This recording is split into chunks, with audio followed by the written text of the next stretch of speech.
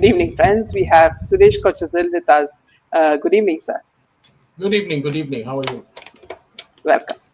So, Suresh, very strangely, now in the midst of attacking Modi ji on Trump's claim about ceasefire, taking credit for ceasefire, there seems to be a larger concerted effort to paint Trump as a monster by Congress, while indirectly telling Modi ji to confess that Trump lied, saying he brought about the ceasefire.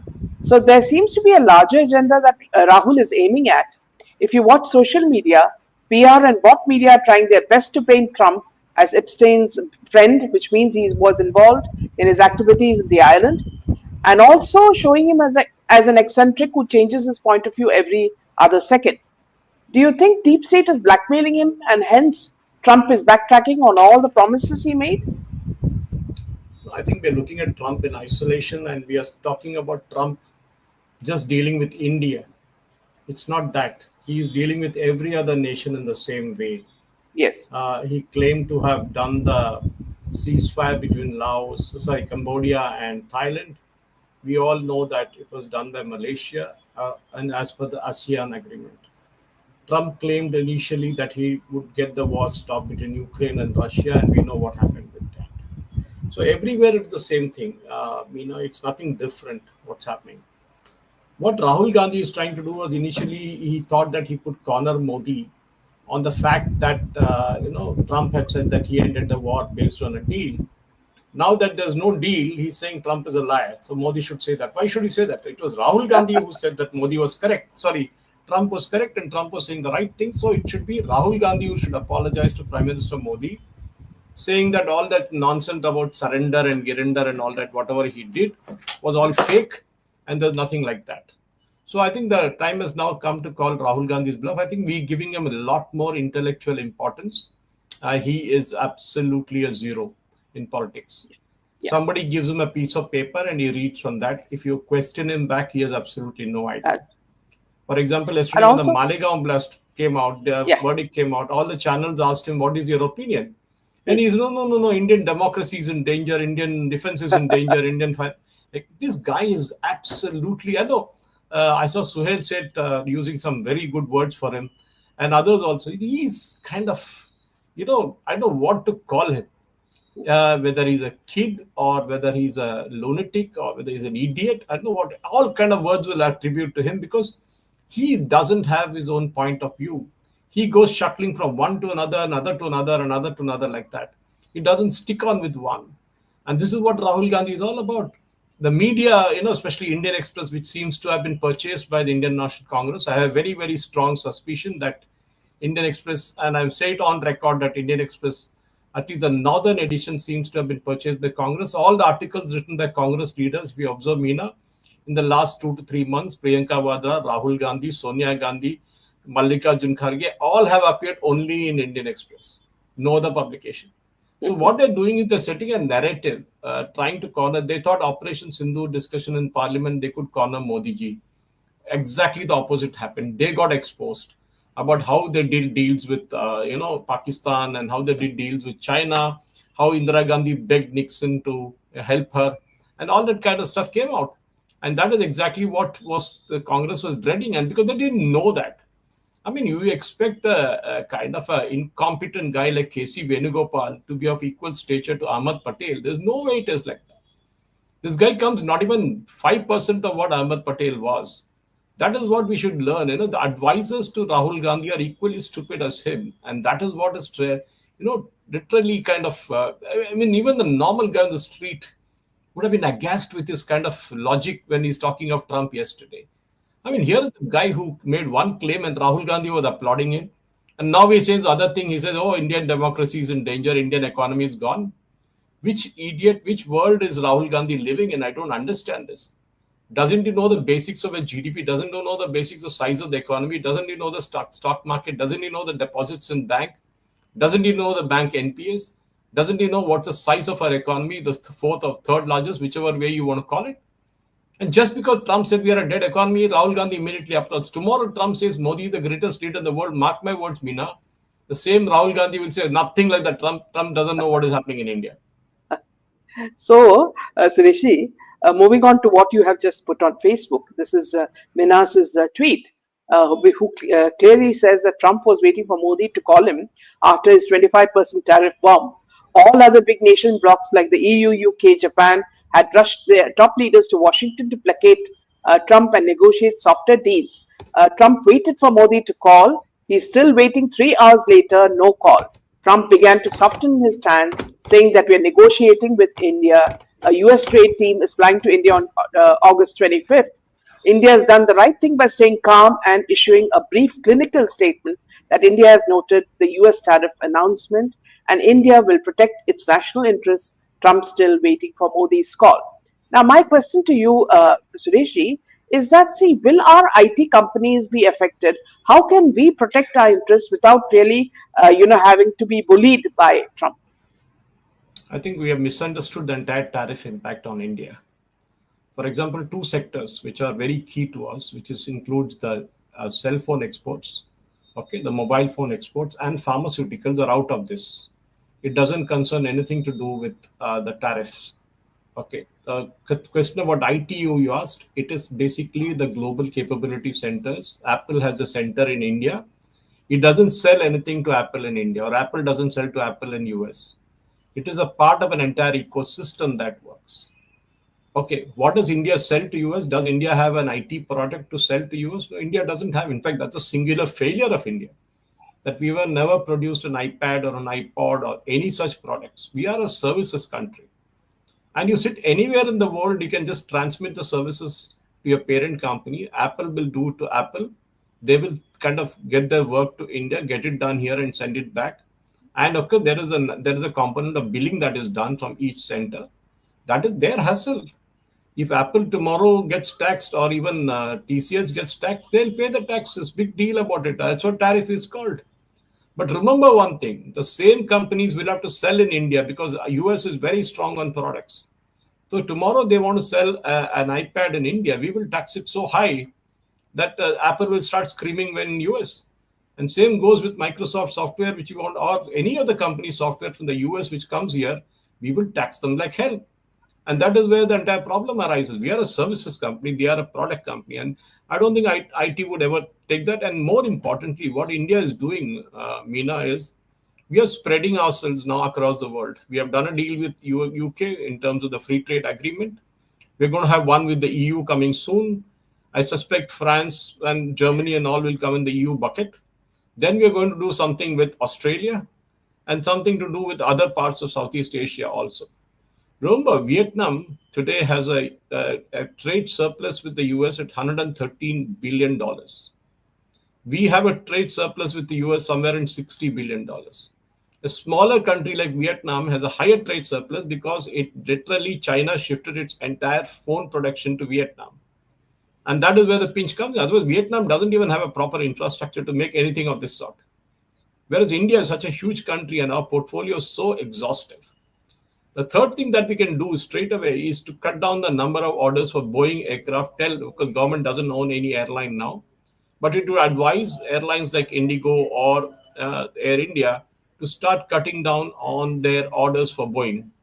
Give more orders to Airbus, and that is what it is going to be all about. And you will see sooner or later what is going to happen is that there's going to be a screaming in Boeing saying, look, we are losing orders. We should not take Trump so seriously. The problem with all of us is that we take Trump very seriously. He is another Rahul Gandhi version 3.0, and that is what he is. Every week he says something different. Every week he says something different, and next week he's saying something, and this goes on and on and on. I think we're taking him too seriously. He's somebody who says that, you know what, EU will buy oil from US. EU is not a country. EU is a union. And he said EU will invest $500 billion in the US. Which country? Did France agree? Did Germany agree? Even if Germany agrees, German government cannot invest. The companies have to invest. This is the most ridiculous. See, the entire end of the day, Meena, in the US, the plumber who comes to fix your tap costs more than the tap. And that is when your economy has gone out of control. Your costs are way too high in the US. The wages are way too high.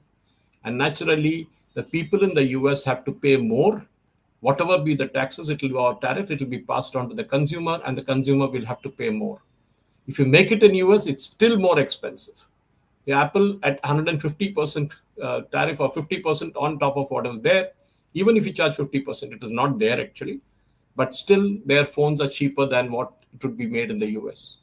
Because the US per hour dollar wage is way too high. I'm not saying that we should not call ourselves cheap. India is cheap. No, India is not cheap. India is cost effective. That is the right word to use. Mm. So don't take Trump too seriously. He is kind of here, neither here nor there. He's trying to tell his audience, which is basically his voters who voted him, that look, I'm going to make a deal with India. I'm going to make a deal with Vietnam, and I'm going to make a deal with all these guys. A deal is a deal.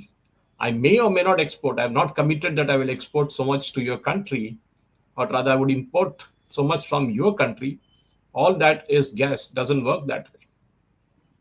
But you didn't answer the question on, whether he's being blackmailed, because recently I read also that he's Yeah. planning to forgive Didi. No, no, I think we are reading too much into this blue kind of Soros and other stuff. Soros is not in this league at all. Okay, they are into basically blackmailing through media. Trump, or for that matter, doesn't even get blackmailed that way because he's addressing his domestic audience. Please understand. On a map, he cannot even point out where Zimbabwe is. So it's impossible for him to do anything like that. My point of view is simple. He's promised 90 deals in 90 days. It didn't work. Not even 4 deals they've got. And that is where his entire campaign is coming home to roost. And then he goes and does deals with small countries and says, I got this, I got that. But at the end of 4 years, mark my words, Meena, hardly 20% of what is committed now will actually take place. The rest will be all Absolutely. kind of backtracked, and Trump cannot do anything because the damage is already done. He cannot impose more tariff because by then Vietnam would have moved its factories elsewhere. Moving on to the Malegaon blast and the verdict that has come out. Now, this has ignited a debate surrounding the case's initial investigation and political context. The case became famous during the tenure of the previous government, with the then minister Chidambaram coining the term saffron terror to describe alleged Hindu extremist involvement. The acquittal is being seen by some as a vindication for those who have long questioned this narrative, including individuals like RMB Money, who had publicly voiced his findings on most YouTube channels. A big, thank you to RMB Money because of the kind of, he was so voracious when he said that what has happened. But my question, Sureshji, is that what happens to the man who tortured these people? We are talking about Paramveer Singh. Exactly. RVS Money and me go back a long time, and I must have done about a dozen interviews with him every time he's in Hyderabad. Once I did it when I was in Delhi. I went to his house and interviewed him there. One needs to understand this saffron terror was brought in because of two particular incidents. One was Malegaon, another was Samjhauta. Of course, there was the third one called Mecca Masjid in Hyderabad. But the point was, Chidambaram wanted to bring in a saffron terror angle so that he could counter the Islamic terror being poached or being spoken about by the Hindutva gangs. So he was wanting to bring in saffron terror because then that would equalize the Islamic terror. And so the Hindu parties, namely the BJP, would keep quiet, the RSS would go on the defensive, Bajrang Dal will not be seen. But what has happened is that he got people like Sadhvi Pragya, he got Colonel Purohit and others roped in and tortured them like hell. Now, if you ask me, should they be punished? Yes, there should be an immediate inquiry into this as to what the torture happened. Forget the evidence, forget the case, everything. The witnesses have given a statement, or those who are accused have given a statement that they were beaten with belts by Paramveer Singh. He should be taken into custody based on individual complaints. You don't need anything more. One FIR, lock him up under UAPA for next 2 years, interrogate him the same way that he interrogated his victims. He should be asked the most important thing. Remember, Paramveer Singh is not doing on his own. He doesn't have anything in this. He is acting on behalf of his masters. He should name who are the people who made him do it. And that list would go back to Delhi and a certain individual called Sonia Gandhi. It was she, Rahul Gandhi, Shivraj Patel, and P. Chidambaram who planned the entire thing out with people like Paramveer Singh, Hemant Karkare, and others. This should be investigated, but there's no point in investigating because that will go on for another 10 years.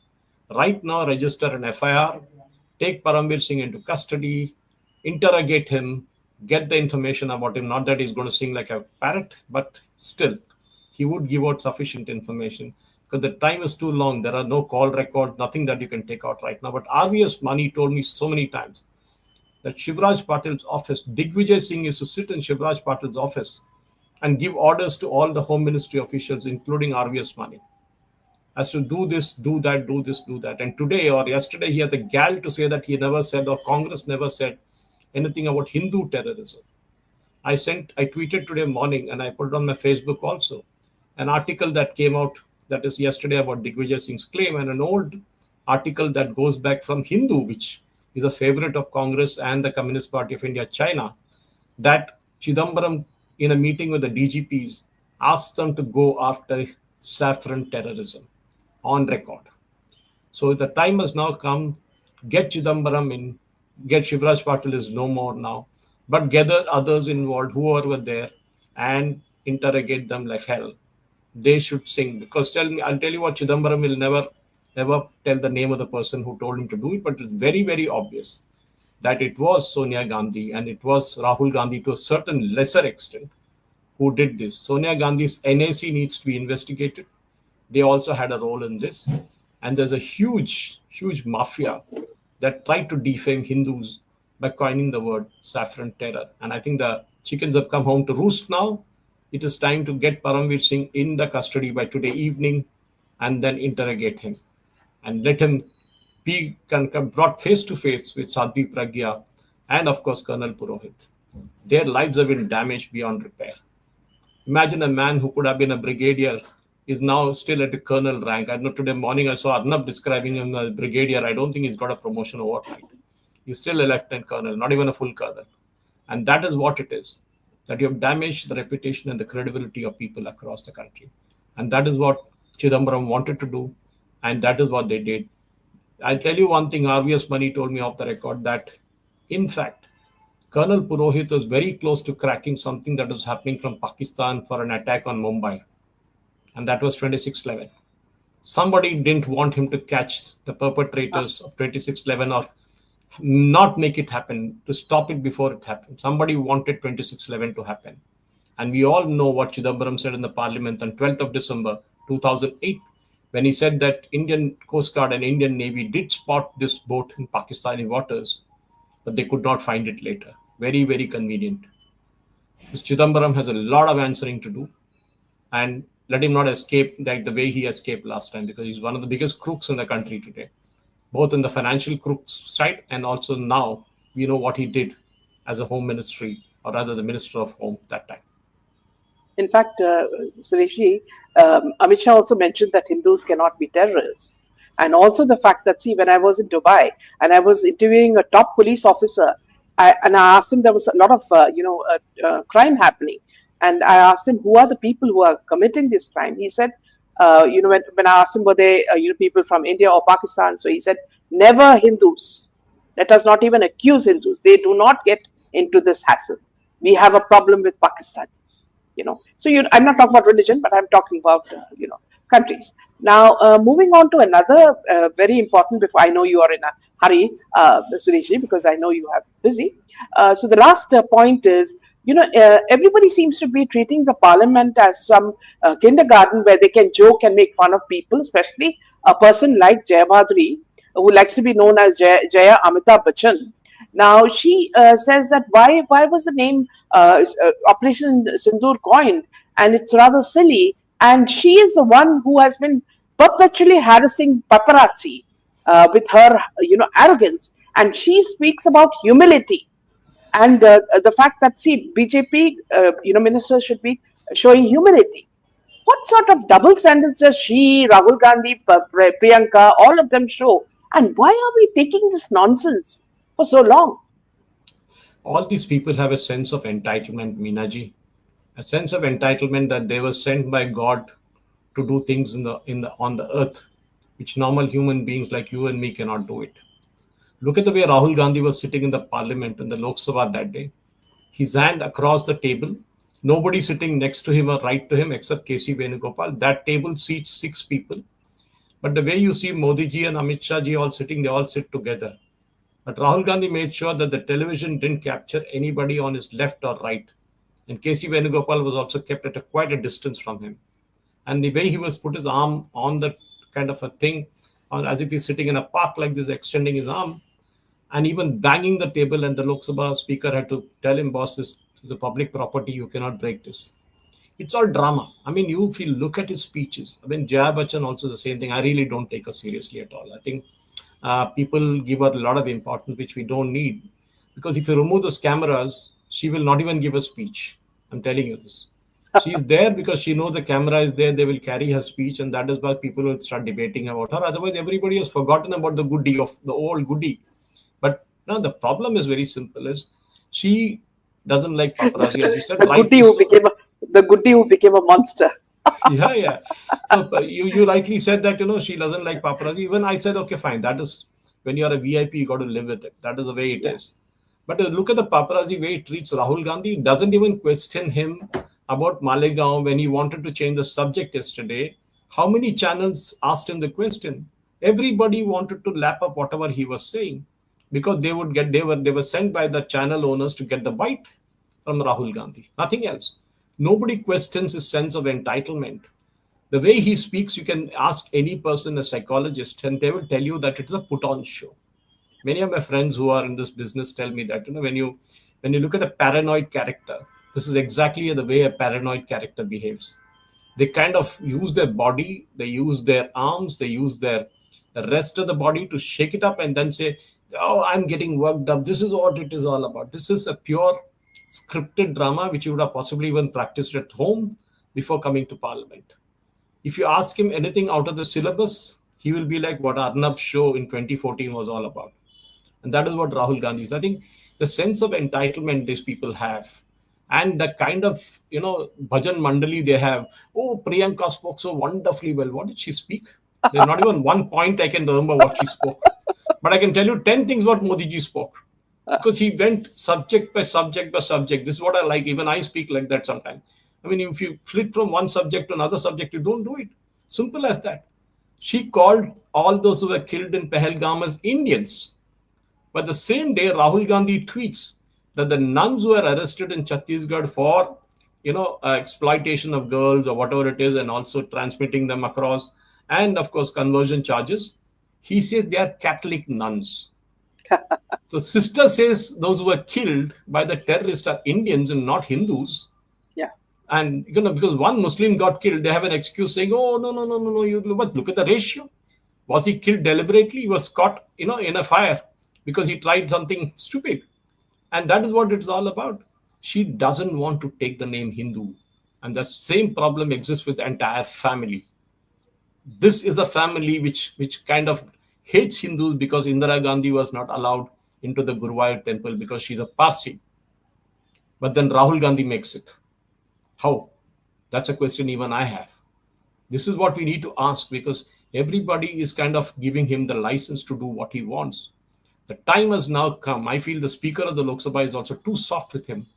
He should be just necked out of the Lok Sabha next time he makes an unsubstantiated allegation against the Prime Minister. And I'm surprised that the BJP doesn't tackle, Twitter handles like INC Kerala, which abuses the Prime Minister, which abuses the Hindus. Last night they said Hindus are not terrorists, but those who propagate Hindutva are terrorists. They don't know, perhaps the INC Kerala handle, that there was a judgment by Justice Venkatachalaya long back about Hindutva. Once for all, it was settled. And he said Hindutva is a way of life. And these people in Congress party needed to be reminded of this. Will they ever talk about Islam the same way? No. Because they know one, sab tan pe juda hoga, and second, they will not get the votes. Simple as that. This is why the term saffron terror was coined by Chidambaram, and Chidambaram obviously wouldn't even lift a finger without permission from Madam sitting in 10 Janpath. Yeah.